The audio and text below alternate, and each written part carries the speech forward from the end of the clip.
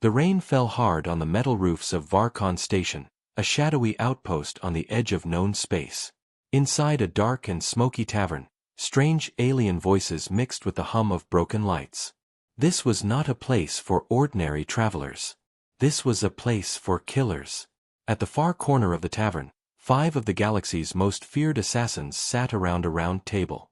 Each one was a master of death, responsible for countless silent kills across hundreds of star systems. Their faces were hidden under masks and hoods, and their weapons gleamed faintly in the dim light. But tonight, they weren't here to fight. They were here for the meeting. The oldest among them, a tall insectoid creature with sharp, curved arms, spoke first. His voice was like broken glass. "Before we begin," he said slowly, "let us repeat the rule." The others went silent. Even in this room full of murderers, there was a weight to those words. The insectoid continued, "We never, ever, take a contract on a human." Across the table, a young assassin shifted in his seat. His name was Karan, a reptilian creature with bright yellow eyes and a tail that twitched when he was annoyed.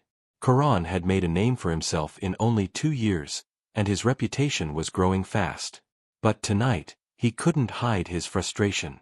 "Why do we keep repeating this?" Karan snapped. "Humans are weak. Soft skin. No claws. No armor.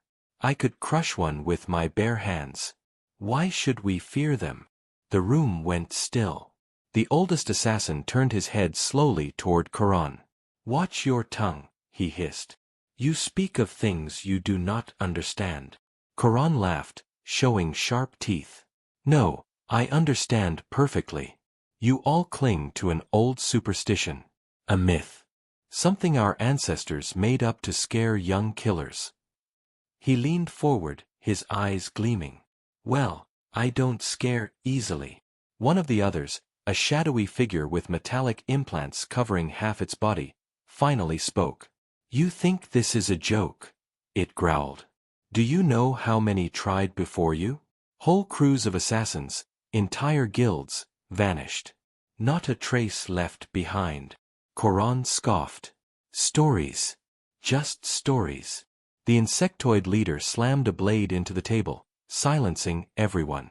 "These are not stories, young one. We do not fear humans because they are strong. We fear them because we do not understand them. Their technology is primitive. Their numbers are small. And yet." He leaned closer, his insectoid eyes unblinking. "Every assassin who targets a human disappears. Forever." For a moment, the only sound was the rain tapping against the metal roof. But Karan wasn't convinced. He crossed his arms and hissed, "Or maybe, every assassin who targets a human gets sloppy. Maybe they fail because they are fools, not because of some great mystery." The old assassin's mandibles clicked in anger. "Mock us if you must. But if you are wise, you will obey the rule." Karan smirked. "Obey? No. I follow no one's rules but my own." He stood up, his tall reptilian form casting a long shadow across the table. "I have been offered a contract," he announced, his voice carrying through the room. "A very rich contract. The target is a human." The other assassins stiffened in shock. One hissed, "Reject it. Do not even speak of it here." But Karan only smiled wider. "I will take it. And when I return, I will prove to you all that humans are nothing but prey." The insectoid leader rose to his full height, towering over the young assassin. "Listen to me, Karan. If you do this, we will not protect you. You will face whatever comes alone." Karan didn't flinch. "I don't need protection. I am the hunter." Without another word, he turned and stalked out of the tavern, his heavy boots echoing against the metal floor. The door slid shut behind him, leaving the others in uneasy silence. For a long moment, no one spoke. Then the shadowy, half-metal assassin muttered, "He is already dead. He just doesn't know it yet." The insectoid leader's claws twitched nervously. "Perhaps," he said softly. "Or perhaps he will learn what we all learned long ago. that humans are not what they seem. Outside the tavern, Karan walked through the rain-soaked streets, his mind racing with excitement. The contract details flashed across his wrist display. Target, human male, isolated colony world. Reward, more credits than Karan had ever seen. Condition, no backup. No traces left behind. He hissed in satisfaction. A human, he muttered. The easiest kill of my career. But as he boarded his small attack ship and prepared to leave, a strange feeling stirred deep inside him, something he didn't like to admit. It wasn't fear. Not exactly. It was curiosity. Why would a room full of killers tremble at the mention of one fragile species? Why would they all obey this strange rule without question? As his ship lifted off, the rain fading beneath him, Karan whispered to himself, I will find out. And when I do, the legend of the humans will die with my blade. Far behind him, back in the tavern, the insectoid leader stared into the shadows and spoke to no one in particular. The boy thinks he is the hunter, he murmured. But soon, he will learn who the real hunters are. The small attack ship cut through the darkness of space, leaving Varkon Station far behind. Inside the cockpit, Karan sat with a confident smile on his reptilian face. His sharp yellow eyes glowed in the dim light as he reviewed the contract details again. The target's location was clear, a remote human colony on a small forest world called Dura, 7. Population, less than 100. Technology level, primitive.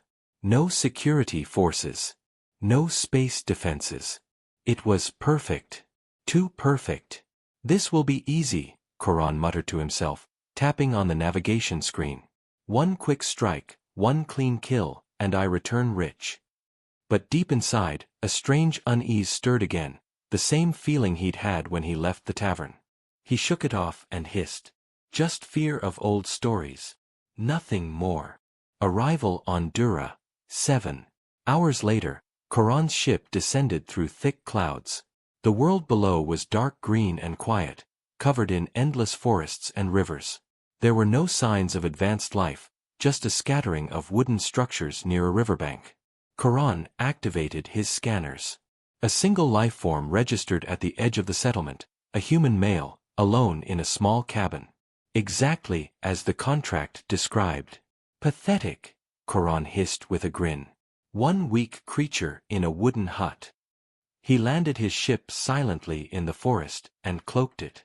Moving like a shadow, he crept through the trees, his claws barely making a sound. His breathing slowed, his muscles tensed, every sense sharpened for the kill. When he reached the cabin, he paused. The door was open, swinging slightly in the wind. Strange. Too careless for a target. Karan slipped inside.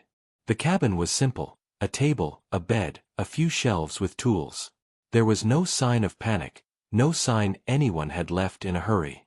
Then he noticed something odd. On the table lay a single cup of warm liquid, steam still rising. He was just here, Karan muttered. But where is he now? He scanned the room again. Nothing. The human was gone, as if he had simply vanished. The first encounter. Karan stepped back outside, his tail twitching in irritation. A soft voice came from the shadows behind him. You shouldn't have come here. Karan spun around, claws ready. Standing a few steps away was the human, tall, wearing simple clothes, holding a metal tool like a wrench. The man's expression was calm. Too calm. For a moment, they stared at each other. Karan expected fear, maybe shock. Instead, the human just looked amused. Karan growled. You are my target. You will die quickly. The human tilted his head slightly. No, he said softly. You will leave. Now. Karan lunged forward, his arm blades slicing through the air, but then something strange happened. His weapons flickered and powered down mid-strike. His energy dagger went completely dead in his hand. What? Karan snarled, trying to reactivate it. Nothing happened. The weapon was useless. The human didn't move. He simply said, I warned you. Charon roared and swung with his claws, going for a physical attack. But by the time his strike landed, the human was gone. Completely vanished. The forest was silent again. Breathing heavily, Charon spun in circles, scanning the area. No heat signature. No movement. Nothing. This makes no sense, he growled. He retreated back to the cabin, only to find the cup on the table was now empty, as if someone had just finished drinking from it. The strange escape. Back in the forest, Charon set up traps, energy nets, motion detectors, tripwires. No one could move without triggering them. He climbed into a tree and waited. Minutes passed. Then hours. Nothing. Just when he started to relax, a soft click sounded behind him. He whirled around. Every trap was gone. Not destroyed. Gone, as if they had never been there. His motion detector blinked and went dead. His communicator shut off. Charon's pulse raced. He wasn't a coward, but this was unnatural. Then a whisper came from directly behind him. Still here. He leapt forward, spinning, but once again, no one was there. Message to the guild. Shaking with anger, Charon activated his wrist console. The connection was unstable, but he managed to send a short message to the assassin guild. Message. The human is not what he appears. Weapons fail near him. Traps vanish. I don't understand what I'm facing. Send reinforcements. Before he could send his location, the console went dark. A single line of text appeared on the screen instead. Too late. Charon froze, staring at the words. The message wasn't from the guild. It was from someone else. Slowly, he turned around. The human was standing there, just a few feet away, calm and silent. Charon raised his claws, ready to fight, but the human simply smiled, a small, cold smile. You thought you were hunting me, the human said softly. But you've been in my trap since the moment you landed. Before Charon could respond, the lights of the forest seemed to flicker, and then everything went dark. The others sensed doom. Far away, back at the tavern, the insectoid leader suddenly paused mid-drink. A shiver ran through his limbs. The half-metal assassin beside him looked up. You feel it too. The leader nodded slowly. Yes. The boy is gone. He stared out into the endless stars. And soon, he whispered, others will follow. The tavern on Varkon Station was silent again, but not from peace. The air was heavy with fear. The galaxy's most feared assassins had gathered once more, but this time, one seat was empty, the seat that belonged to Charon. The insectoid leader sat motionless, his sharp claws resting on the table. Across from him, the half-metal assassin shifted uneasily. He broke the silence first. No message. No signal. Not even a trace of his ship. The insectoid's eyes narrowed. Just like all the others before him. Another assassin, a massive brute with 4 arms, let out a low growl. Enough of this. We sit here, telling ghost stories, while a single human makes fools of us. I say we go there ourselves. We hunt this creature, and end the myth once and for all. The insectoid hesitated. He knew the rule that had kept them alive for generations. But Charon's disappearance, and the whispering rumors that followed, were shaking the guild's unity. If they did nothing, others would begin to doubt their power. Finally, he gave a slow, reluctant nod. Very well. 2 of you will go. Find out what happened to Charon. Report back. But do not engage. The 4-armed assassin slammed 2 fists on the table. I will go. The half-metal assassin stood as well, his mechanical eye glowing faintly. And I will go with him. The insectoid leader looked at them both with grim eyes. Remember this. Do not try to kill the human. Observe. Learn. Then return. The 2 assassins said nothing. They turned and left the tavern. Arrival at Dura, 7. Their ship descended through the same thick clouds Charon had flown through days before. The world looked peaceful from above. Quiet forests, a small river, wooden buildings scattered along the shore. But the closer they got, the more wrong it felt. No heat signatures, the half-metal assassin muttered, scanning the village. No life signs at all. The four-armed assassin frowned. A colony with no people? Impossible. They landed near the edge of the settlement and moved carefully through the mist. The buildings were empty. Doors swung open in the wind. Tables were set for meals that had never been eaten. It was as if the entire population had simply vanished in a single moment. The half-metal assassin's voice was low. This isn't right. Something drove them away, or something took them. As they explored deeper, they found a trail of strange symbols carved into trees. The markings were precise and deliberate, and not alien. They were written in human language. The four-armed assassin touched one of the symbols, his claws trembling slightly. What do they mean? The half-metal assassin translated the rough words. Leave now. You are being watched. This world is not yours. The two assassins exchanged uneasy looks. Then their wrist trackers beeped, a faint signal.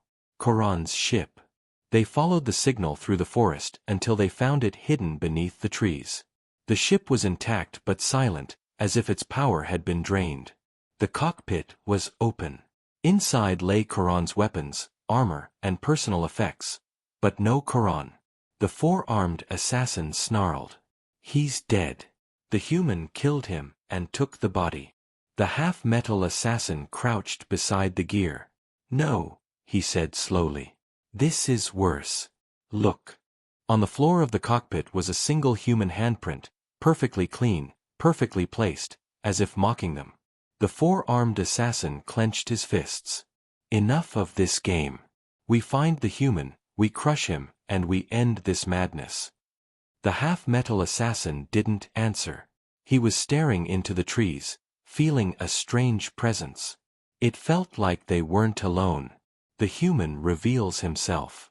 They followed a narrow path through the forest until they reached a small cabin. The door was open, just as Koran had described before leaving. Inside, the cabin looked normal at first, a bed, a table, tools on the shelves. But on the far wall was something that froze both assassins in place. The wall was covered in photographs and drawings. Each one showed an assassin from the guild. Some were crossed out with deep red marks. Others were marked with strange human words. At the center of the wall was Koran's picture. It had been crossed out violently, the paper torn from claw marks. And next to it were pictures of them. The four-armed assassin stared in disbelief. This isn't possible. A calm voice spoke behind them. Oh, it's very possible.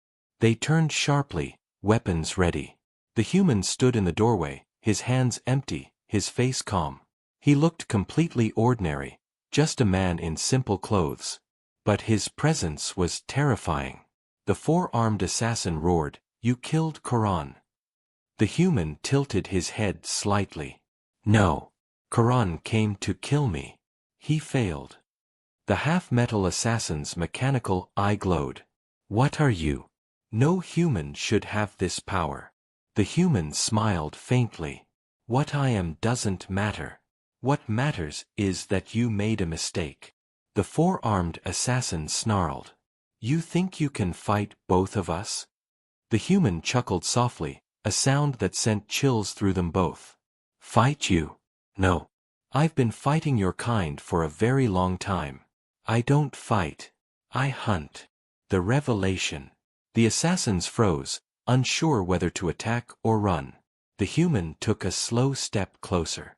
Long ago, your guild thought humans were weak. You hunted us for sport. But you underestimated us. You didn't realize that humans don't just fight with weapons. We fight with our minds. We watched you. We learned your tricks. And one by one, we turned the hunt around. The four-armed assassin bared his teeth. Lies. The human's eyes gleamed. If they were lies, your friends would still be alive. He gestured to the wall of crossed-out assassins. Every name here came for me, or one of my kind. None of them left. The half-metal assassin whispered, almost to himself. This is why the rule exists. Not to protect humans, but to protect us. The human's smile widened. Exactly. The deadly silence. The forest outside went completely silent. No wind. No movement. Only the three of them breathing. The human's voice was almost a whisper now.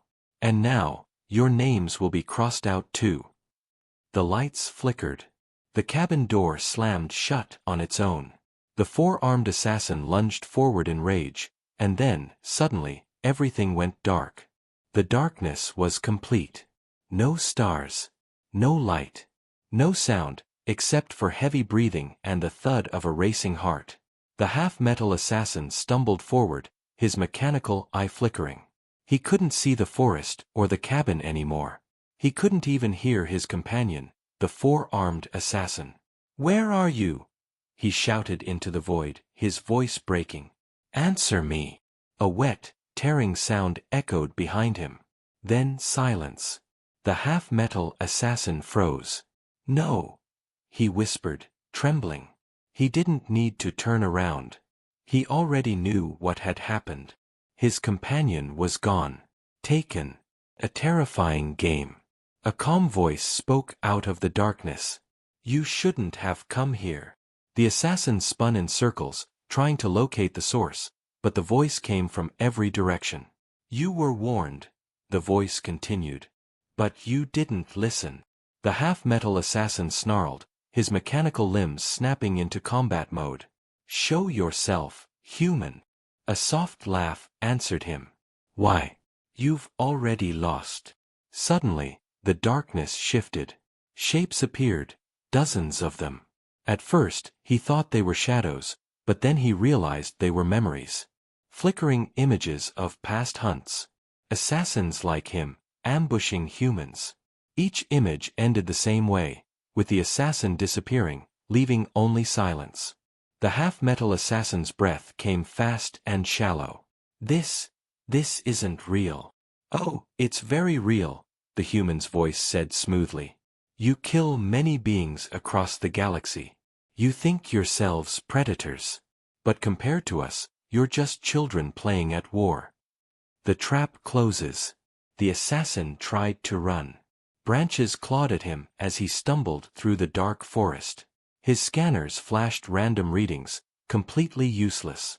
Then, without warning, he tripped and fell into a clearing. The moonlight returned suddenly, bright and cold. He looked up, and froze. In the center of the clearing stood the human, perfectly still, hands at his sides.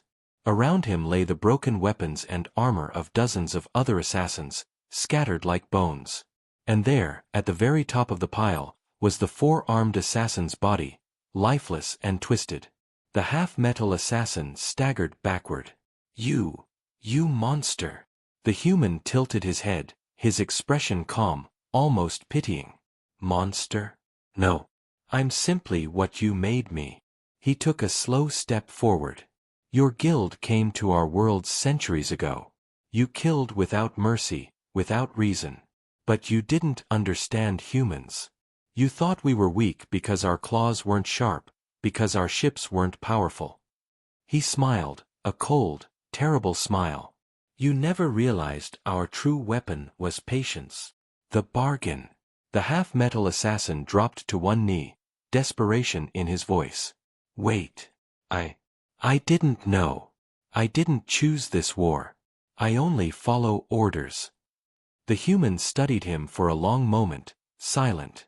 Finally, he said, "Perhaps that is true, and perhaps one assassin should survive, to carry a message." The assassin's mechanical eye widened. "A message?" The human nodded slowly. "Tell your guild what happened here. Tell them that humans are not prey. Tell them to never hunt us again." The half-metal assassin swallowed hard, trembling. I will. I swear it." The human leaned closer, his voice dropping to a whisper. "If they break the rule again, we will come for all of you." Then, without warning, the forest shifted again. The moonlight vanished. When it returned, the human was gone. The half-metal assassin was alone, standing at the edge of the forest with his ship in front of him, ready to leave. He didn't question how he got there. He simply climbed aboard and fled. The warning delivered. Days later, the assassin's ship docked at Varkon Station. The other members of the guild gathered in silence as he limped into the tavern, his armor cracked and burned, his face pale with fear. The insectoid leader approached slowly. "Where are the others?" he demanded. The half-metal assassin fell to his knees. "Dead," he whispered. "Both of them. Gone." The tavern erupted with angry voices. The insectoid slammed his claw on the table. "Tell us everything. What happened?" The half-metal assassin raised his head, his single glowing eye trembling. "We were wrong," he said hoarsely. "Humans are not weak. They are hunters, more dangerous than anything we've faced. They know our ways, our tactics. They let us believe they were prey, but all along, we were the prey." The room fell silent. Finally, the insectoid leader asked quietly, "And the human? Where is he now?" The final twist. The half-metal assassin's mouth opened to answer. But a shadow fell across the room. A calm, familiar voice spoke from the darkness behind the leader. "Right here." The assassins froze. Slowly, every head turned. The human stood in the center of the tavern, perfectly calm, his eyes cold and unblinking. No one had seen him enter. No alarms had sounded. He walked to the table and placed a small, blood-stained token on its surface. It was the guild's seal of leadership, taken from the insectoid leader's personal chambers. The insectoid leader's mandibles twitched. Impossible. He hadn't left his quarters all night. The human smiled faintly. "This was never your guild," he said softly. "It was mine from the very beginning." Before anyone could react, the lights flickered and went out. In the darkness, screams erupted, short, sharp, final. When the lights came back, the tavern was empty. Only the half-metal assassin remained, trembling and alone. On the table, a single message was carved into the wood. "Never hunt a human." Epilogue. Far above the station, a lone ship drifted silently into the void. Inside, the half-metal assassin sat shaking, repeating the same words over and over. "Never hunt them. Never hunt them." Back in the shadows of the galaxy, whispers began to spread. The legend of the humans was no longer a myth. It was a warning. And every assassin, no matter how skilled or fearless, now knew the truth. Humans were not the hunted. Humans were the hunters.